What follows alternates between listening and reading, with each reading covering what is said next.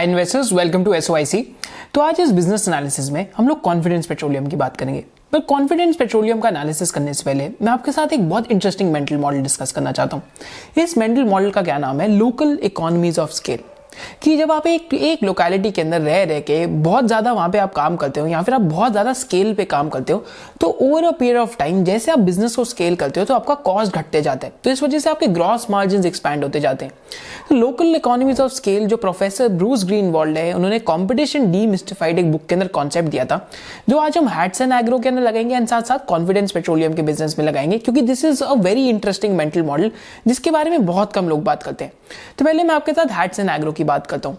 तो हैट्सन एग्रो आज one of the only listed dairy companies है जिसका I think more than 25,000 crore का मार्केट कैप है। आई थिंक 25 to 30,000 करोड़ का मार्केट कैप है। एंड इस कंपनी में बहुत सॉलिड मोड्स हैं, क्योंकि अमूल के साथ कंपीट करना बहुत ज्यादा एक चैलेंजिंग टास्क है। एंड साथ साथ एक प्राइवेट डेयरी ब्रांड एस्टैब्लिश करना इस कंट्री के अंदर एक बहुत मुश्किल टास्क है।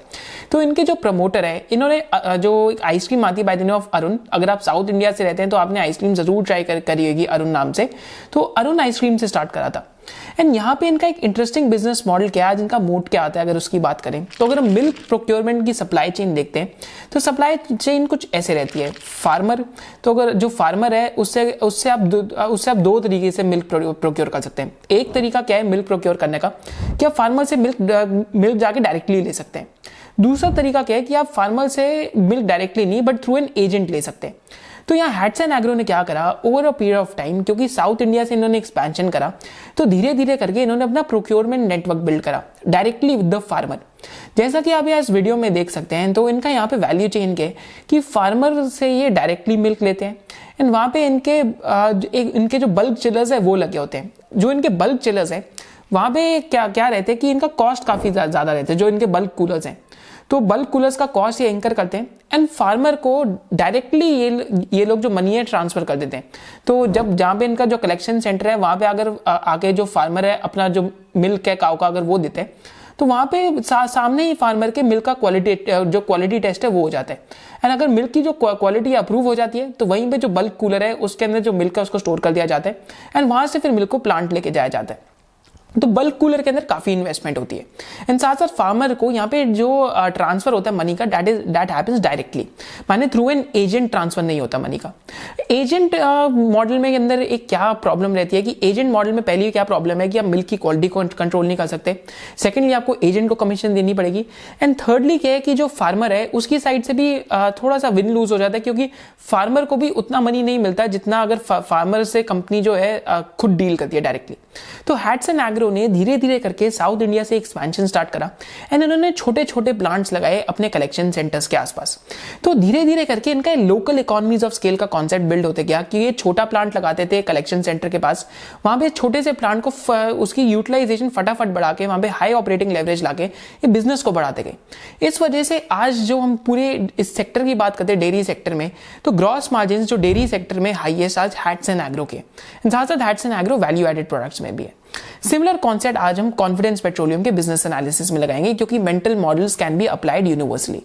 तो आज हम बात करेंगे कॉन्फिडेंस पेट्रोलियम की। एंड जो कॉन्फिडेंस पेट्रोलियम बिजनेस है, इनके जो प्रमोटर्स हैं, जो खारा फैमिली है, उन लोगों ने इस बिजनेस को प्रमोट करे एंड 1994 में ये जो कंपनी है इसका इनकॉर्पोरेशन हुआ था। तो आज इस कंपनी के एमडी जो है that is basically mister Nitin Khara and जो इस कंपनी के corporate president that is basically mister Vimal Parwal. तो यहाँ पे अगर हम बिजनेस की जर्नी देखते हैं तो बिजनेस के अंदर दो डिविजन है, एक तो एलपीजी का डिवीजन है एंड एक सीएनजी का डिवीजन है। तो पहले जो एलपीजी डिवीजन है उसकी बात करते हैं। तो एलपीजी बिजनेस इनका ऑलमोस्ट 2000 के आसपास इन्होंने कुछ 6 यूनिट्स जो अक्वायर करे थे एंड इन 6 यूनिट्स के अंदर इन्होंने क्या करा, जो एलपीजी का सिलेंडर है उसकी मैन्युफैक्चरिंग स्टार्ट करी। तो जितने भी ऑयल मार्केटिंग कंपनीज है, अगर हम बीपीसीएल की बात करें, अगर हम एचपीसीएल की बात करें, अगर हम इंडियन ऑयल की बात करें, अगर हम जो रिलायंस इंडस्ट्रीज है उसकी बात करें, तो ये सारे इनके कस्टमर है। तो इनके लिए जो सिलेंडर मैन्युफैक्चरिंग है ये कंपनी ये करती थी। बट प्रॉब्लम क्या थी कि टिल 2008 और 2009 ये बहुत फ्लैटिश बिजनेस था, क्योंकि इतनी ज्यादा एलपीजी सिलेंडर्स के अंदर ग्रोथ नहीं थी, काफी ज्यादा फ्लैटिश बिजनेस रहा। तो हुआ क्या उसके बाद, अगर हम इस बिजनेस का सेकेंड फेज देखते हैं फ्रॉम 2006 टू 2011, तो इस फेज के अंदर बिजनेस ने जो ऑटो एलपीजी है, जो ऑटो एलपीजी के स्टेशन है उसके अंदर डाइवर्सिफाई करा एंड साथ साथ ऑटो एलपीजी स्टेशन के अलावा इस बिजनेस ने अपना खुद का जो ब्रांड नेम सेटअप करा by the name of go gas. तो मैंने जो पैकेज एलपीजी है उसकी जो मार्केटिंग है स्टार्ट करी। फिर इंडोनेशिया के इन्होंने अपना एलपीजी सिलेंडर का बॉटलिंग यूनिट स्टार्ट करा। एंड साथ साथ इन्होंने जो पब्लिक सेक्टर अंडरटेकिंग्स है इनके लिए भी जो बॉटलिंग सर्विसेज है वो स्टार्ट करी by the name of gas point. तो ये इन्होंने साथ साथ जो वैल्यू एडेड बिजनेसेस है इनके अंदर घुसने की ट्राई करी, क्योंकि वनीला सिलेंडर मैन्युफैक्चरिंग बिजनेस था उसके अंदर सिर्फ 5 to 7% मार्जिन था। तो धीरे धीरे करके this business travelled across value chain. तो पहले हम यहाँ पे जो उनका फर्स्ट टाइप ऑफ बिजनेस है इसकी बात करते हैं। पहला जो बिजनेस है सिलेंडर मैन्युफैक्चरिंग का, तो सिलेंडर मैन्युफैक्चरिंग का बिजनेस काफी सालों के लिए फ्लैट था, but after the advent of Ujjwala scheme, तो जो प्रधानमंत्री उज्ज्वला योजना आई तो उसका क्या पार्ट था, 2014 में ये जो स्कीम है 2014-15 के अंदर स्टार्ट हुई। तो इसमें क्या था कि जो भी below the poverty line families है इनको फ्री में जो एलपीजी सिलेंडर है वो दिया जाएगा, एंड साथ साथ जो सब्सिडी है वो दी जाएगी। इसका प्राइमरी रीजन क्या था स्कीम का स्टार्ट होने का, कि इंडोर एयर पोल्यूशन बहुत होती थी, एंड साथ साथ जितनी भी इंडियन विमेन की हम बात करते हैं जो बिलो द पॉवर्टी लाइन के नीचे रह रही है, तो प्रॉब्लम क्या थी कि ये कुकिंग के लिए या तो लकड़ी यूज करती थी, वुड, या फिर एक कोल यूज करती थी, या जो केरोसिन है वो यूज करती थी। अब प्रॉब्लम क्या होती है इन तीन चीजों के अंदर, अगर हम केरोसिन की बात करें, कोल की बात करें, वुड की बात करें, अगर कोई इंडियन विमेन जो हाउसवाइफ है या फिर जो भी घर पे कुकिंग करना चाहती है, अगर वो जाके लकड़ी के लिए ढूंढती है तो it takes a lot of time. Secondly अगर कोल यूज करते हैं तो बहुत ज्यादा इंडोर एयर पोल्यूशन होता है, एंड सेम प्रॉब्लम केरोसिन के साथ है। तो इन तीन चीजों में एयर पोल्यूशन बहुत होती थी। तो एक प्राइमरी रिस्क क्या हो रहा था कि जो इंडियन विमेन है, जो इंडियन हाउसवाइफ थी, उनके आईज में जो कैटरैक्ट है वो बार बार कॉन्ट्रैक्ट कर रही थी। एंड सेकेंडली और भी जो डिजीजेस थी, क्योंकि इंडोर एयर पोल्यूशन इतना हो रहा था तो वो भी बढ़ते जा रही थी। एंड थर्डली टाइम की प्रॉब्लम थी, अगर आप वुड के लिए ढूंढ रहे हैं, सपोज करते बारिश आ गई तो जो लकड़ी है वो भी गीली हो जाएगी, तो आप वहां पे खाना नहीं पका पाएंगे। तो ये भी एक प्रॉब्लम थी। तो जो 2014 के अंदर गवर्नमेंट आई तो गवर्नमेंट ने इस प्रॉब्लम को रिकॉग्नाइज करा, एंड गवर्नमेंट ने इस प्रॉब्लम को सॉल्व करने के लिए जो उज्ज्वला स्कीम है वो लॉन्च करी। आई थिंक काफी अच्छी स्कीम थी। एंड इस स्कीम का इनिशियल मोटिव क्या था कि जो 50 lakh below the poverty line household है उनको कवर करेंगे। Within 1 year more than 25 to 30 lakhs cover हो गए, एंड आज fast forward to today almost 70 to 80 lakh households have been covered. And इस स्कीम को अपग्रेड कर दिया गया है कि टिल 1 crore हाउस होल्ड्स इस स्कीम का एज अ पार्ट कवर होने चाहिए। तो यहाँ पे अच्छा क्या हुआ कि कॉन्फिडेंस पेट्रोलियम की बात करें, जो हम एलपीजी की पेनिट्रेशन की बात करते हैं, तो एलपीजी की जो पेनिट्रेशन थी कंट्री के अंदर वो काफी तेजी से बढ़ी। ऑलमोस्ट जो कनेक्शंस थे एलपीजी के 15 to 16 करोड़ से सीधा 26 to 27 करोड़ के हो गए, एंड ऑलमोस्ट टोटल में 56 to 57% की ग्रोथ आई। तो ये तो सिलेंडर मैन्युफैक्चरिंग का बिजनेस था। तो सिलेंडर मैन्युफैक्चरिंग के बिजनेस में आज कॉन्फिडेंस पेट्रोलियम के पास 15 प्लांट्स हैं, एंड जितने भी ऑयल मार्केटिंग कंपनीज है उनको कॉन्फिडेंस पेट्रोलियम सर्व करती है। एंड साथ साथ 15 प्लांट्स के अलावा कॉन्फिडेंस पेट्रोलियम साल के almost 5 million LPG cylinder manufacturing capacity है इनके पास, एंड यहाँ पे जो सप्लाई है मोटा कांस्टेंट रहती है। पर इस बिजनेस में एक प्रॉब्लम क्या है कि ये बिजनेस हाई मार्जिन बिजनेस नहीं है, 5 to 7% मार्जिन बिजनेस है, एंड इस बिजनेस में रिटर्न ऑन कैपिटल एम्प्लॉयड भी इतना नहीं है। तो ये बिजनेस तो एक एक्सक्यूज था बाकी सारे बिजनेस के अंदर घुसने के लिए। बाकी इनका सेकंड की बिजनेस कौन सा है इसके अंदर, that is the bottling business. Bottling business माने कि एलपीजी को फिल करके दे रहे हैं। तो यहाँ पे भी जो ओएमसीज है उसको ये सर्व करते हैं, साथ साथ जो रिलायंस इंडस्ट्रीज है उसको भी सर्व करते हैं। तो टोटल में आज इनके कंट्री के अंदर अगर हम टोटल में देखते हैं कि कितने बॉटलिंग प्लांट है, तो आज कंट्री में इनके टोटल में 58 बॉटलिंग प्लांट है, जिसमें ये 28 जो पीएसयू ऑयल मेजर्स है उनको सर्व करते हैं, एंड जो रिमेनिंग 30 बॉटलिंग प्लांट है इनके खुद के प्राइमरी यूज के लिए। माने प्राइमरी यूज में एक तो इनका रिटेल सेगमेंट है, तो आगे जाके हम देखेंगे इनकी इंटीग्रेटेड स्ट्रैटेजिक है, एंड इनका जो जितने भी ऑटो एलपीजी स्टेशन की डिस्पेंसिंग करते हैं वहां पे उसके लिए। तो अगर हम इनके रिटेल सेगमेंट की बात करते हैं तो ये एक बहुत इंटरेस्टिंग बिजनेस है, एंड यहाँ पे क्या करते हैं ये कि डिफरेंट टाइप्स के जो सिलेंडर्स हैं माने कमर्शियल और रेसिडेंशियल यूज के लिए सप्लाई करते हैं। तो यहाँ पे एक वीडियो हम देख सकते हैं, मैं आपके लिए वीडियो चला देता हूँ कि जो कॉम्पोजिट सिलेंडर है उसकी मैन्युफैक्चरिंग है, उसके अंदर क्या एडवांटेज है। कॉम्पोजिट सिलेंडर की मुख्य तौर पर 3 विशेषताएं हैं, जिसकी वजह से ये मेटल सिलेंडर के मुकाबले हर लिहाज से बेहतर है। गो गैस एलीट की पहली विशेषता, ये मेटल सिलेंडर के मुकाबले वजन में आधे हैं, यानी कि देश की महिलाओं को भारी भरकम गैस सिलेंडर उठाने से मुक्ति मिलेगी, जो विगत कई वर्षों से मेटल सिलेंडर उठाकर अपनी रीढ़ की हड्डी टूटने का जोखिम उठा रही थीं। मेडिकल साइंस के मुताबिक 23 किलो से ज्यादा भार वहन आपकी सेहत के लिए हानिकारक हो सकता है। दूसरी विशेषता है कि ये सिलेंडर पारदर्शी होते हैं, जिससे सिलेंडर में गैस का स्तर देखा जा सकता है, यानी कि असामाजिक तत्वों द्वारा गैस की चोरी अब संभव नहीं। अब प्रस्तुत है इसकी सबसे अहम विशेषता। ये सिलेंडर ब्लास्ट प्रूफ है तथा आग लगने की स्थिति में इन सिलेंडरों में विस्फोट नहीं होता। इसकी ये विशेषता परिवार को बनाएगी पूर्णतः सुरक्षित। तो आप सबने देखा होगा घर के अंदर एलपीजी सिलेंडर में एक क्या फॉल्ट रहता है कि शायद से आपके घर पे तो नहीं पता, मेरे घर पे बार बार ये होता था, पता नहीं रहता था कि गैस खत्म होगी या नहीं होगी। एंड एक सेकंड रिस्क क्या रहता था कि कहीं सिलेंडर ब्लास्ट ना हो जाए। तो कॉम्पोजिट सिलेंडर माने जो इनका एक जो ब्रांड आया by the name of go gas elite, उसके बाद क्या हुआ है कि ये this is blast proof cylinder. And साथ साथ यहाँ पे जो गैस है, आप गैस का अमाउंट देख सकते हैं हर टाइम पे। एंड यहाँ पे इंटरेस्टिंग चीज क्या है, इनके मोर देन 2000 डिस्ट्रीब्यूटर्स हैं। तो over a period of time इनके डिस्ट्रीब्यूटर्स काफी तेजी से ग्रो कर रहे हैं। तो they are more than 2000 distributors. And जो होरेका इंडस्ट्री है, माने जो होटल रेस्टोरेंट इंडस्ट्री है एंड जो कमर्शियल इंडस्ट्री है, उसके बहुत बड़े सप्लायर है ये। तो आज इनका मेन की डिफरेंशिएशन क्या रहता है, अगर इनके कस्टमर की बात करते हैं by the name of Haldiram, तो हल्दीराम को अगर सर्विस करना है, सपोज करते हैं हल्दीराम को एक ओएमसी सर्विस कर रहा है वर्सेस हल्दीराम को कॉन्फिडेंस पेट्रोलियम सर्विस कर रहा है। अगर हल्दीराम को कॉन्फिडेंस पेट्रोलियम सर्व कर रहा है तो कोई भी सर्विस चाहिए कि सपोज करते हैं हल्दीराम को काफी ज्यादा सिलेंडर्स चाहिए on a very urgent basis, तो कॉन्फिडेंस पेट्रोलियम उसको 5 to 6 आवर्स के अंदर सप्लाई कर सकता है।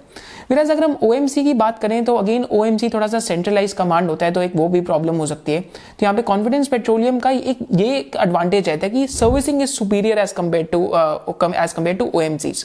तो यहाँ पे अगर हम मार्केट शेयर देखते हैं तो इंडस्ट्री की बात करते हैं सिर्फ रिटेल सेगमेंट की इस टाइम पे, तो रिटेल इंडस्ट्री के अंदर इस टाइम पे पर मंथली 4,50,000 टन पर मंथ का मार्केट है, जिसमें से 5% प्राइवेट प्लेयर्स के जो 5% है प्राइवेट प्लेयर्स के पास है, जिसमें से भी ऑलमोस्ट अगर हम बात करते हैं तो 22,500 टन्स पर मंथ में से कॉन्फिडेंस पेट्रोलियम का मार्केट शेयर इस टाइम पे 7,000 टन्स पर मंथ के आसपास है। तो over a period of time, क्योंकि कॉन्फिडेंस पेट्रोलियम और भी SKUs ऑफर करती है एंड सुपीरियर सर्विस ऑफरिंग है, so they plan to take this from 7,000 tons per annum per month to almost close to 20,000 to 25,000 tons per month. तो ये हमें देखना पड़ेगा क्या वो मार्केट शेयर बहुत तेजी से ग्रैब कर पाते हैं या नहीं कर पाते। तो ये तो थर्ड लाइन ऑफ बिजनेस था। अब हम फोर्थ लाइन ऑफ बिजनेस की बात करते हैं, जो उनका ऑटो LPG स्टेशन है। तो यहाँ पे जो ऑटो रिक्शाज है उनके लिए जो गैस है डिस्पेंस करते हैं। तो एक इंटरेस्टिंग चीज आपको ये जाननी होगी, हमने वीडियो में बाद में भी बात करी है CNG वर्सेस ऑटो LPG, कि ऑटो LPG एक्चुअली में जो CNG कन्वर्जन किट्स है उससे ज्यादा सस्ती है। एंड ऑटो LPG का यूसेज जो बैंगलोर जैसे जगहों पे बहुत ज्यादा होता है, एंड और भी जो हमारे स्टेट्स हैं आप जहाँ से यहाँ पे देख सकते हैं, इन स्टेट्स के अंदर ऑटो LPG का जो यूसेज है एज कम्पेयर टू CNG ज्यादा है। क्योंकि auto LPG again it's the problem of cash 22 situation, जिसकी हम बात करेंगे कि जहां पे अगर कोई चीज ज्यादा यूज होने लग गई तो धीरे धीरे उसका यूसेज बढ़ते जाता है। तो ऑटो LPG का ये ऑटो LPG में इनके पास ऑलमोस्ट 209 स्टेशन है। तो यहाँ पे भी एक इंटीग्रेशन स्ट्रैटेजी है जिसकी बात हम एक्सीलरेटर पिच में करेंगे, जो बहुत इंपॉर्टेंट है देखना। तो इस बिजनेस में क्या इंटरेस्टिंग है, अब इनके एक्सपेंशन प्लान्स क्या हैं। तो एक्सपेंशन प्लान्स में पहला इनका जो एक्सपेंशन प्लान है LPG बिजनेस के अंदर, कि ये बॉटलिंग प्लांट 58 से 101 लेके जाना चाहते हैं। सेकेंड एक्सपेंशन क्या प्लान है इस बिजनेस के अंदर, कि ये ऑटो LPG डिस्पेंशन स्टेशन जो है, तो ये यहाँ 209 स्टेशन से ऑलमोस्ट मोर देन 500 स्टेशन लेके जाना चाहते हैं। एंड थर्ड एक्सपेंशन प्लान क्या है कि ये 7,000 टन्स पर मंथ से ऑलमोस्ट अपनी जो मार्केट शेयर है 25,000 टन्स पर मंथ के आसपास लेके जाना चाहते हैं। तो जो इनका ये वाला बिजनेस भी है रिटेल सिलेंडर का, मेरे को बहुत इंटरेस्टिंग लगता है। एग्जाम्पल लेते हैं एक चाय वाले का, अगर एक चाय वाले को 3 सिलेंडर दे रहे हैं एक महीने में, एक सिलेंडर 1,500 रुपीज़ का है, so that means per month 4,500 rupees के सिलेंडर का सप्लाई है। तो पूरे साल का अगर हम सिलेंडर का सप्लाई देखते हैं तो ऑलमोस्ट 53,000 रुपीज़ का है। तो कस्टमर यहाँ पे काफ़ी स्टिकी रहता है अगर ये कस्टमर्स विन कर पाते हैं, तो ये पार्ट ऑफ द बिजनेस काफ़ी इंटरेस्टिंग हो सकता है। ऑटो LPG की भी हम बात करेंगे एंटीथीसिस पॉइंटर्स में। एंड अगर हम LPG बिजनेस का पूरा जो रेवेन्यू है वो देखते हैं, तो इस टाइम पे इस बिजनेस का रेवेन्यू दिसंबर 2018 से लेके अभी तक 261 करोड़ का हुआ है। तो क्वार्टर ऑन क्वार्टर थोड़ी सी डीग्रोथ भी थी, क्योंकि जो होटल इंडस्ट्री या रेस्टोरेंट इंडस्ट्री की बात करते हैं, यहाँ पे जो LPG यूज होती है तो वहाँ पे शटडाउन चल रहा था। साथ साथ इस बिजनेस में जो मार्जिन है इनका लगभग 17 to 18% का EBITDA मार्जिन है। एंड यहाँ पे जो रिटर्न ऑन कैपिटल एम्प्लॉयड है LPG डिवीजन के अंदर, ऑलमोस्ट 28 to 34% के बीच में, ऑलमोस्ट 39% के आसपास भी कभी कभी आ जाता है। तो अगेन ये बहुत interesting part of the business है। तो अगर हम इनका ऑटो एलपीजी स्टेशन का इकोनॉमिक्स देते हैं, तो इकोनॉमिक्स क्या बताते हैं कि to set up one auto LPG station tier 2 city में 1 करोड़ लगता है। 1 करोड़ के आसपास यहाँ पे इनका जो टोटल ईबिटा पर डे है 16,000 रुपए के आसपास बनता है। सो मैंने महीने का मोटा मोटा इनका 4,80,000 रुपीज़ का ईबिटा बनता है। तो अगर हम इसको पूरा एनालाइज करते हैं तो according to them 56 to 58 lakh rupees का almost total EBITDA per annum एक एलपीजी स्टेशन से बन सकता है। तो माने पे बैक पीरियड 20 मंथ्स का है और रिटर्न ऑन इन्वेस्टमेंट कितना हुआ 58.4% के आसपास का है। ये तो ऑटो एलपीजी स्टेशन की इकोनॉमिक्स है। अब हम बात करते हैं सीएनजी स्टेशंस की।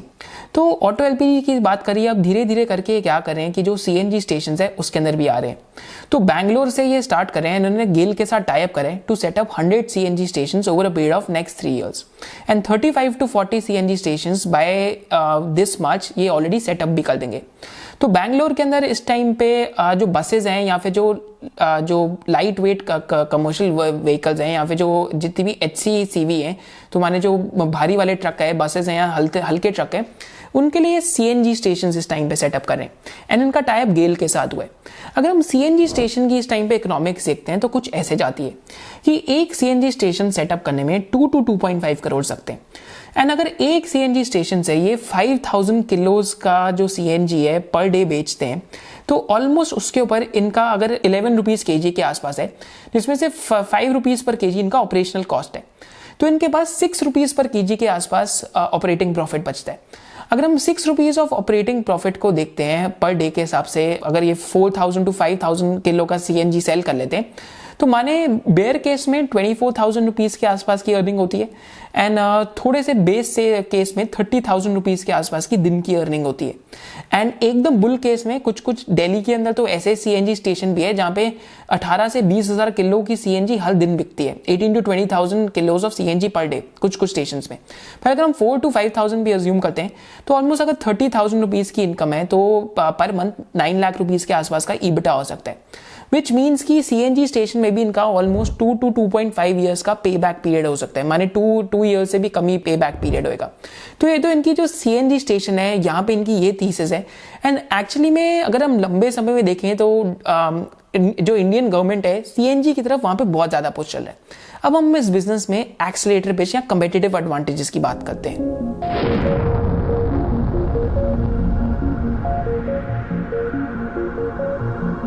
To the SOIC accelerator pitch. तो first point of accelerator pitch क्या है? This is a fully integrated operation. Fully integrated operation का मतलब क्या है? जैसे हमने बात करी थी इनके एलपीजी डिवीजन की, यहाँ पे बहुत ज्यादा लो कॉस्ट की एडवांटेज आती है। क्या एडवांटेज आती है? एक एग्जांपल के साथ एक्सप्लेन करता हूँ। तो मुंबई के अंदर जो एलपीजी का टर्मिनल है, ये वहां से गैस लेके आते हैं टू बैंगलोर। अब जब ये बैंगलोर गैस लेके आते हैं तो यहाँ पे 2 तरीके के ट्रक यूज होते हैं। तो एक तो ट्रक यूज होता है जिसका साइज 20 to 21 टन का होता है एंड जो दूसरा ट्रक यूज होता है उसका साइज होता है 6 to 7 टन का। तो अगर आप 21 टन के ट्रक में अगर गैस लेके आएंगे as compare to a truck जिसमें 7 टन की गैस आ रही है, तो माने एक 21 टन के ट्रक का जो राउंड है is equivalent to 3 rounds of 7 tonne का ट्रक। तो सिटी के अंदर एक लॉ है जो बहुत इंटरेस्टिंग है, आप सबको जानना चाहिए कि सिटी के अंदर 21 टन का ट्रक नहीं आ सकता। तो यहाँ पे कॉन्फिडेंस पेट्रोलियम के पास क्या एडवांटेज रहती है, क्योंकि इनके पास बॉटलिंग प्लांट्स है एंड क्योंकि फुल्ली इंटीग्रेटेड ऑपरेशन है, तो ये लोग क्या करते हैं कि इनका बॉटलिंग प्लांट बैंगलोर के आउटस्कर्ट्स पे, माने बैंगलोर की मेन सिटी के अंदर नहीं है। तो ये जब मुंबई से ट्रक लेके आते हैं तो ये 21 टन के ट्रक के अंदर लेके आते हैं as compare to their competitors. तो इनके कंपेटिटर्स बाकी कौन है? एक तो इनका जो सेकंड कंपेटिटर है उनका नाम है सुपर गैस एंड जो third competitor that is a company by the name of aegis logistics. वो कंपनी भी लिस्टेड है इस टाइप पे। तो यहाँ पे ये इनको एक जो बेनिफिट है ये मिल जाता है। एंड ऐसी इंडस्ट्रीज में फ्रेट का बेनिफिट क्यों होता है? क्योंकि दीज आर बल्की प्रोडक्ट्स। माने अगर जो बाकी कंपेटिटर है, तो बाकी कंपेटिटर अगर बैंगलोर के अंदर लेके आ रहे हैं सीधा गैस, तो वहां पे जो ट्रक है उसको 3 राउंड लेने पड़ेंगे as compare to Confidence Petroleum के 1 राउंड से। सेकेंडली यहाँ पे क्या डिफरेंस रहता है कि जो कॉन्फिडेंस पेट्रोलियम के जो भी ऑटो एलपीजी स्टेशन हैं उनमें क्या एडवांटेज रहता है कि बार जो उनका रीफिलिंग टाइम होता है वो बहुत कम रहता है, क्योंकि आप बार बार ट्रक्स लेके आ सकते हैं 21 टन के, तो आपको जो फ्रेट मैनेज करने में काफ़ी आसानी हो जाती है। तो जो भी आपका रीफिलिंग टाइम है स्टेशंस का वो काफ़ी ज़्यादा सिंपल रहता है। तो मैंने बैंगलोर में स्कटलबट भी करा था। मैंने वहाँ पे जो मेरे दोस्त हैं उनको बोला भी था कि आप ऑटो वाला से बात करो, आप डिफरेंट स्टेशन जो स्टेशन है उनको भी विजिट करके आओ। तो वहाँ पे मेरे को जानने में ये मिला कि जो कॉन्फिडेंस पेट्रोलियम के वहाँ पे स्टेशन है उनका रीफिलिंग सबसे ज़्यादा होता है वहाँ पे।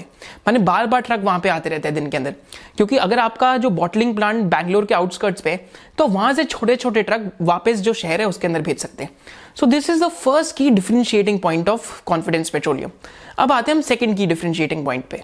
सेकंड की एक्सेलरेटर पॉइंट यहाँ पे क्या है कि इनके पास लाइसेंसेस है। तो एक भी एलपीजी स्टेशन खोलने के लिए ऑलमोस्ट 22 टू 27 लाइसेंसेस चाहिए। इसके साथ साथ जितने भी पीएसयूज हैं उनके साथ ऑलरेडी टाइप है। तो जो पीएसयू ओएमसीज है उनके साथ इनका जो टाइप है ऑलरेडी हो रखा है। जैसे हमने देखा था पहले भी वीडियो में कि जो भारत पेट्रोलियम को सप्लाई कर रहे हैं, यहाँ तक जो इंडियन ऑयल है उसको भी सप्लाई कर रहे हैं। एंड थर्डली, क्योंकि ये टाइप्स इनके ऑलरेडी हैं तो this brings customer relationships and supplier relationships. तो गेल का जो इनको कॉन्ट्रैक्ट मिला है 100 सीएनजी स्टेशन खोलने का, वो बिना रिलेशनशिप के नहीं मिल सकता किसी भी कंपनी को।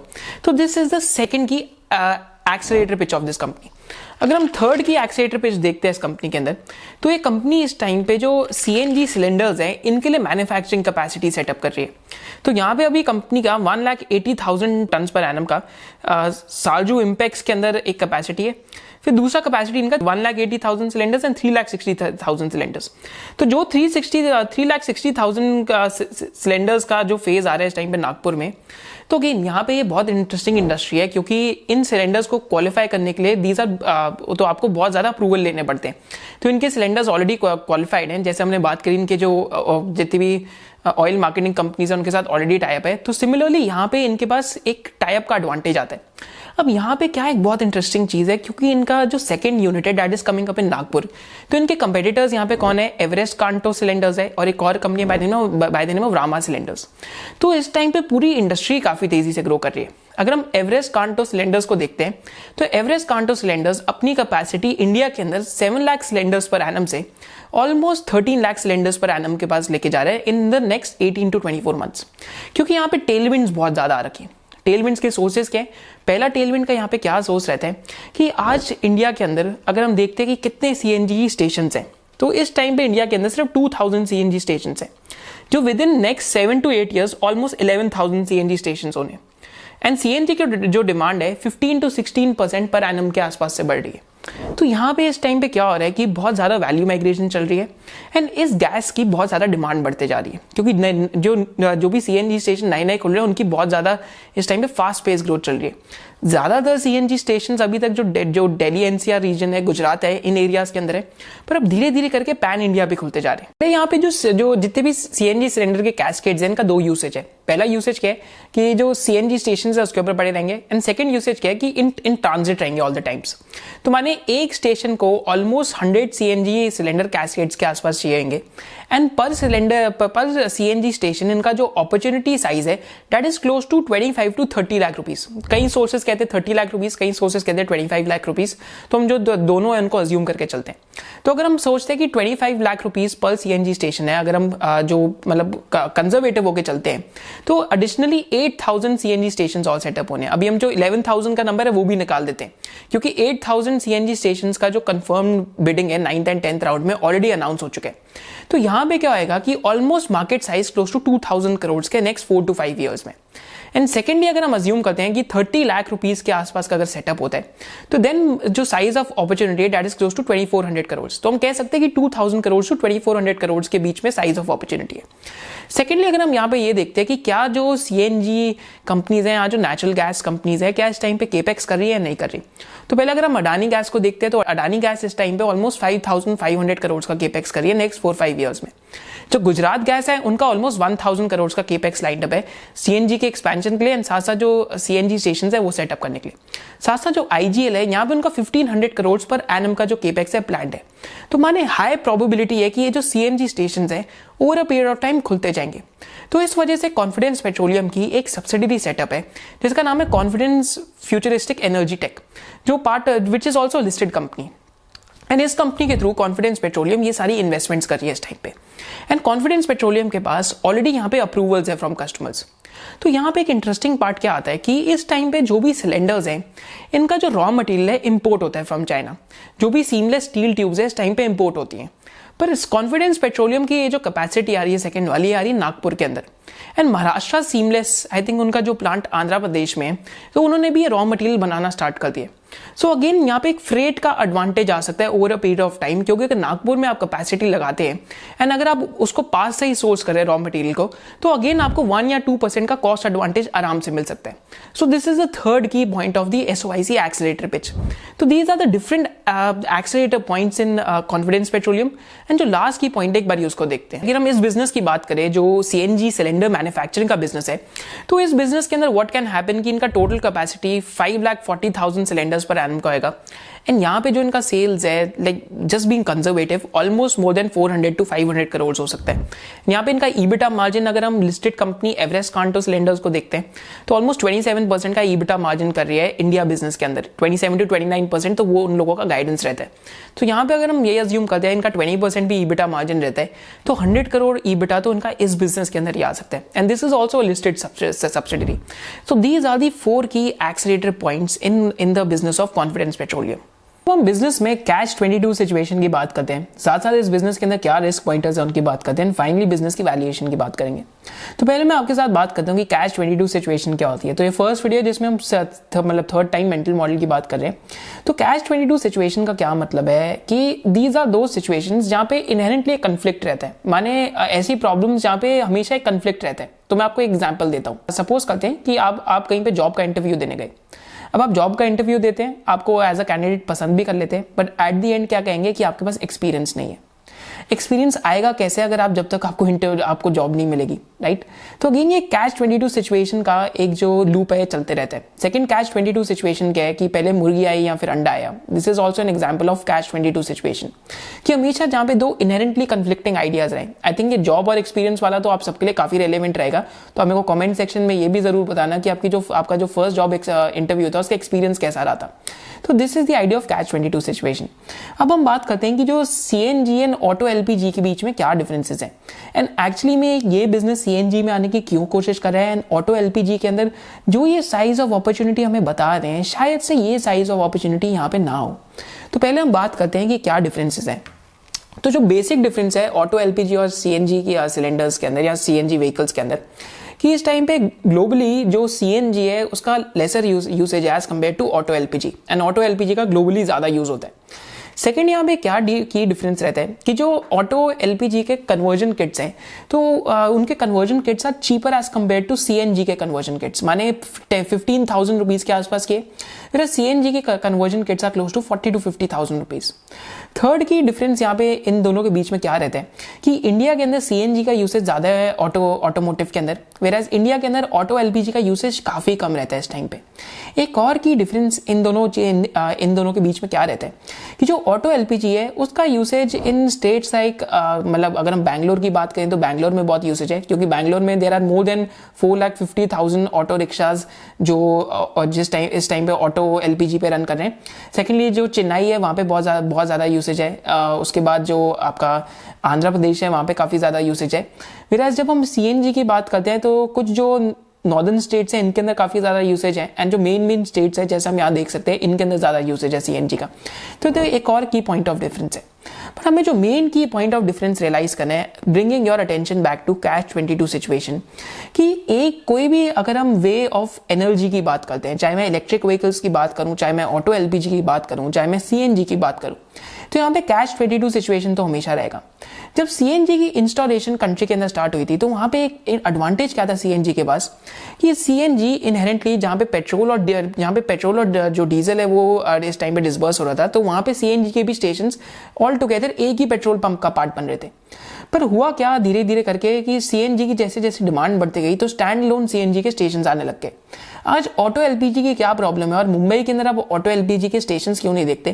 क्योंकि ऑटो LPG अगर हम LPG गैस की बात करते हैं तो LPG गैस इज डेंस, तो ये ग्राउंड के अंदर स्टोर होती है। फिर CNG गैस की बात करें तो ये एटमॉस्फेयर या सिलेंडर्स के अंदर भी स्टोर हो जाती है आराम से। तो ऑटो LPG गैस स्टेशन लगाने के लिए आपको मिनिमम 7,000 स्क्वायर फीट का एरिया चाहिए।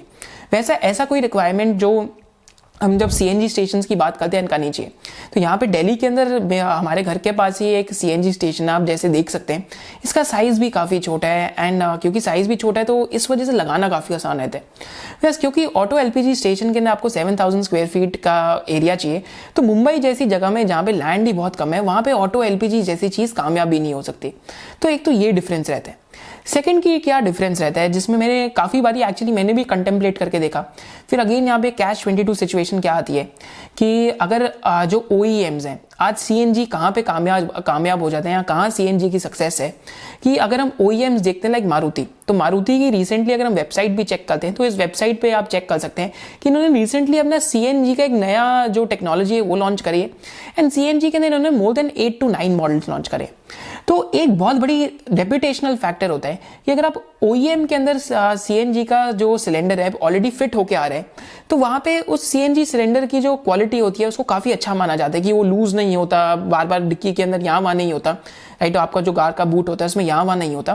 फिर जब आप रेट्रोफिट करके लगवाते हैं तो माना जाता है कि उसकी जो क्वालिटी है वो उतनी अच्छी नहीं होती। अब मेरे पास कोई सीएनजी व्हीकल नहीं है, तो मैंने काफ़ी लोगों से बात करी तो मेरे को ये एक्चुअली रिव्यू मिला। सेकेंडली जब हम ऑटो एलपीजी की बात करते हैं तो अगेन यहाँ पे OEMs ऑटो एलपीजी व्हीकल्स इस टाइम पे बहुत कम ऑफर करते हैं। तो रिसेंटली टाटा मोटर ने भी अपनी फर्स्ट जो सीएनजी व्हीकल है वो लॉन्च करी है। आई थिंक जो टाटा जो एक उनकी व्हीकल है by the name of Tata Tigor जो हैचबैक है। तो यहाँ पे इंटरेस्टिंग क्या कॉन्सेप्ट रहता है देखने के लिए कि अगर OEMs ऑटो एलपीजी की व्हीकल्स नहीं लॉन्च करते और वहाँ पे क्वालिटी नहीं बन पाती तो शायद से इंडिया के अंदर जो ऑटोमोटिव्स है उनमें कभी भी अडॉप्शन हो ही नहीं पाएगा ऑटो एलपीजी का। जो ऑटो रिक्शाज हैं वहीं तक शायद से जो अडॉप्शन है वो रह जाएगा। ये बहुत की पॉइंट टू कंसिडर है। और यहाँ पे एक और की पॉइंटर देखते हैं जो एंटीथीसिस पॉइंटर हो सकता है, क्योंकि इन्होंने पहले गाइड करा था कि हम 209 स्टेशन से मोर देन 500 स्टेशन खोलेंगे ऑटो एलपीजी के। तो इंडिया के अंदर अगर हम ऑटो एलपीजी के स्टेशन देखते हैं तो this data has been taken from a website. तो इंडिया के अंदर auto LPG station last 13 years में 327 से आज तक सिर्फ 651 के आसपास ही आए हैं। तो माने ऑलमोस्ट मोटा मोटा डबल हुए हैं। तो CAGR ऑलमोस्ट यहाँ पे 3 to 4% के आसपास का है। फिर जब हम CNG स्टेशन की बात कर रहे हैं तो ऑलरेडी वो 2000 से 10 to 11,000 लेके जाने का नेक्स्ट 7 to 8 ईयर्स में प्लान है। सो अगेन ये मेजर डिफरेंस है। तो आपको यहाँ पे देखना पड़ेगा कि जो गवर्नमेंट का कितना पॉलिसी इनिशिएटिव है, गवर्नमेंट इसको लाना भी चाहती है नहीं लाना चाहती, क्योंकि अगर जब तक पब्लिक सेक्टर प्लेयर्स भी इंटरेस्टेड नहीं होते तब नंबर ऑफ जो ऑटो एलपीजी स्टेशंस है शायद से उनका बढ़ना बहुत ज़्यादा मुश्किल भी हो सकता है। तो ये तो कुछ थे पॉइंटर्स जो कैच 22 सिचुएशन के थे। अगर यहाँ पे मारुति की हम सेल्स देखते हैं सीएनजी व्हीकल्स की, तो from April to November 2021 as compare to April to November 2020 अगर हम चेंज देखते हैं तो जो वैगनर है उसका ऑलमोस्ट सेल 60% से ग्रो करा है, वेराज जो मारुति सुजुकी अर्टिगा है उसका सेल 90% से ग्रो करा है। जो Hyundai की कार है और उसका सेल ऑलमोस्ट 151% से ग्रो करा है, वेराज Hyundai की जो i10 है उसका सेल 130% से ग्रो करा है। एंड जो मारुति सुजुकी एको है, इको यहाँ एको करके जो उनकी व्हीकल आती है उसका 64% से ग्रो करा है। So again this supports the thesis कि सीएनजी का अडॉप्शन इस टाइम पे नॉन लीनियर कर्व पे बढ़ रहा है। तो और भी इंडस्ट्री रिपोर्ट्स है जहाँ पे पता लग रहा है कि 40 to 45% CAGR के आसपास ग्रोथ आ रही है। तो इस वजह से हम अब समझ सकते हैं कि Confidence Petroleum CNG gas station की तरफ शिफ्ट क्यों ले रहे हैं and why are they opening 100 station over a period of next 3 years. तो यहाँ पे हम एक और मेंटल मॉडल की बात करते हैं सिग्नलिंग की। सिग्नलिंग का क्या मतलब है कि जब आप रेड लाइट पे जाते हैं और ट्रैफिक लाइट जब रेड होती है तो आपको एक सिग्नल मिल जाता है कि अब आपको रुकना है, जैसे ही ग्रीन होती है उसके बाद आप चलते हैं। सिमिलरली कभी कभी क्या होता है कि जब हम इन्वेस्टिंग की दुनिया में देखते हैं तो कभी कुछ सिग्नल्स होते हैं जो इन्वेस्टर्स कैच कर सकते हैं। तो कॉन्फिडेंस पेट्रोलियम के अंदर एक जो सिग्नल आप कैच कर सकते हैं, तो मैं ट्रेंड लाइन के ऊपर एक टूल यूज करता हूँ जिसमें आप इनसाइडर बाइंग और परचेज देख सकते हैं। साथ साथ एक और वेबसाइट है by the name of Bombay stock exchange insider 2015, वहां से आप सारी चीजें देख सकते हैं। तो 2017-2018 से इस कंपनी के अंदर जो प्रमोटर है उसकी होल्डिंग इंक्रीज हो रही है एंड प्रमोटर ने यहाँ पे वारंट्स भी इशू करे थे। वारंट्स का क्या मतलब होता है? तो वारंट्स बेसिकली आप प्रमोटर कंपनी के अंदर इक्विटी इन्फ्यूज कर सकते हैं and at the time of जब वारंट्स अनाउंस होते हैं तो आप 25% के आसपास आप अपफ्रंट मनी दे सकते हो एंड आफ्टर 18 मंथ्स आप जो पूरा जो पैसा था बचा हुआ वो आप दे सकते हो कंपनी के अंदर। तो रिसेंटली यहाँ पे जो वारंट्स हैं इक्विटी के अंदर कन्वर्ट हुए हैं एंड प्रमोटर का होल्डिंग 2% से और ऊपर चला गया एंड धीरे धीरे करके प्रमोटर यहाँ पे अपना जो स्टॉक होल्डिंग है बढ़ाते जा रहे हैं, धीरे धीरे खरीद रहे हैं। तो यहाँ वारंट से एक सिग्नलिंग मेरे साथ जो बहुत बड़ी इंटरेस्टिंग चीज़ हुई थी APL अपोलो में, उस टाइम पे प्रमोटर ने 25% मार्केट प्रीमियम पे जो कंपनी है उसके अंदर वारंट्स इशू करे थे, एंड आफ्टर 18 मंथ्स वो वारंट्स कन्वर्ट भी कर लिए थे। Within a span of 2 years after the issue of warrants, वहां से stock price has gone up to almost 10,000 rupees. तो माने प्रमोटर ने तो 5x बनाया, साथ साथ जैसे इन्वेस्टर्स थे, हमारा भी ऑलमोस्ट वहां पे 8 to 9x के आसपास रिटर्न बनाए। तो सिमिलरली वारंट्स को एक बार नोटिस करना काफी इंटरेस्टिंग रहता है, बिकॉज वारंट्स कंपनीज तभी इशू करती हैं ज्यादातर जब कंपनी को बिजनेस का डायरेक्शन बहुत ज्यादा क्लियर रहता है, या प्रमोटर अपनी होल्डिंग बढ़ाना चाहते हैं, या प्रमोटर खुद पैसा इन्फ्यूज करना चाहते हैं।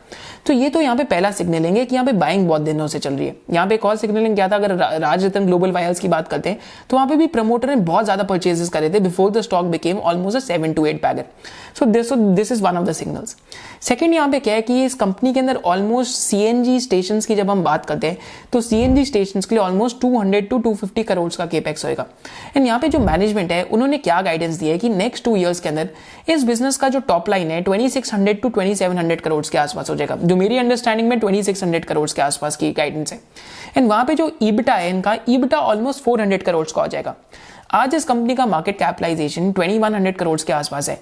एंड अगर इस बिजनेस का ईबिटा 400 करोड़ का हो जाता है तो इसका माने जो कामकाजी मुनाफा है अगर 400 करोड़ का हो जाता है तो माने ये बिजनेस आज 5 times फॉरवर्ड ईबिटा पे ट्रेड कर रहा है, माने 5.2 times के आसपास। ये भी मानते हैं कि इस बिजनेस में बहुत ज्यादा मतलब उसके बाद जो टर्मिनल वैल्यू चैलेंजेस हो सकते हैं 10-15 years, तो हो सकता है कि इस बिजनेस की जो हम बात कर रहे हैं कि यहाँ पे इसको मल्टीपल बहुत ज्यादा ना मिले। अगर इस बिजनेस को हम 10x का भी ईबिटा मल्टीपल दे देते हैं तो मार्केट कैपिटलाइजेशन शायद से 4000 करोड़ का हो सकता है यहाँ पे क्या है। बट अगेन मैं हमेशा मार्जिन ऑफ सेफ्टी अज्यूम करके चलता हूँ, तो अज्यूम करते हैं कि 400 करोड़ का ईबिटा नहीं होता, अगर प्रमोटर की जो गाइडेंस है अचीव नहीं होती, EBITDA I think 300 to 325 crore का होता है। सो अगेन अगर हम 10x अज्यूम करते हैं तो अगेन नेक्स्ट 2 years में यहाँ से शायद से 45-50% अपसाइड आ सकती है। सो ये आपको कैलकुलेशन खुद करके सोचनी पड़ेगी, एंड आपको पास्ट में जाके ये भी देखना पड़ेगा कि जो उन्होंने पहले गाइडेंस दी थी क्या वो अचीव हुई थी ना हुई थी, क्योंकि वॉकिंग द टॉक एक बहुत बड़ा मेंटल मॉडल है। तो बिजनेस के अंदर ये रिस्क फैक्टर्स थे, एंड बिजनेस के अंदर ये आपके जो वैल्यूएशन है बिजनेस की ये थी। आई थिंक जो शायद से यहाँ पे जो रिस्क रिवॉर्ड है कुड बी पॉजिटिव, बट हम लोग ऑलरेडी क्योंकि एक और प्रॉक्सी ऑफ CNG में इन्वेस्टेड हैं, so this is why we have given the company a pass. And again ये जरूरी नहीं है कि कंपनी खराब है, company seems to be very interesting, and as an investor ये वीडियो देखने के बाद आपका क्या आपका क्या रिस्पॉन्सिबिलिटी है कि आप इंडिपेंडेंट थॉट करें, because we are not SEBI registered, we are just into education, and हमने आपको thesis and antithesis pointer दोनों दे दिए। बिजनेस को लेके हम अभी थोड़ा अनडिसाइडेड है कि वेदर वी आर बाइंग और not, so again we are purely into education and not any sort of stock recommendation, and again this is our decision, क्योंकि हम देखना चाहते हैं whether the management walks the talk or not। Do let me know कि हमारी next video कौन सी company में होनी चाहिए। पहला मैं आपको ऑप्शन देता हूँ यहाँ पे जो भी टायर के प्रॉक्सी प्लेज हैं, जैसे Phillips Carbon Black versus Rajratna Global Wires versus NOCIL, या सेकंड ऑप्शन आपके पास क्या आता है, अंडरवेयर वॉल्स। अंडरवेयर वॉल्स का क्या मतलब है, लक्स इंडस्ट्रीज वर्सेस रूपा वर्सेस पेज इंडस्ट्रीज। आप सबके कमेंट्स में की वेट कर रहा हूँ ईगरली, एंड आप लोग मेरे को कमेंट सेक्शन में जरूर बताना कि आपको किस पे वीडियो चाहिए। Thank you so much for joining us, hope to see you in the next business analysis of SOIC। जय हिंद।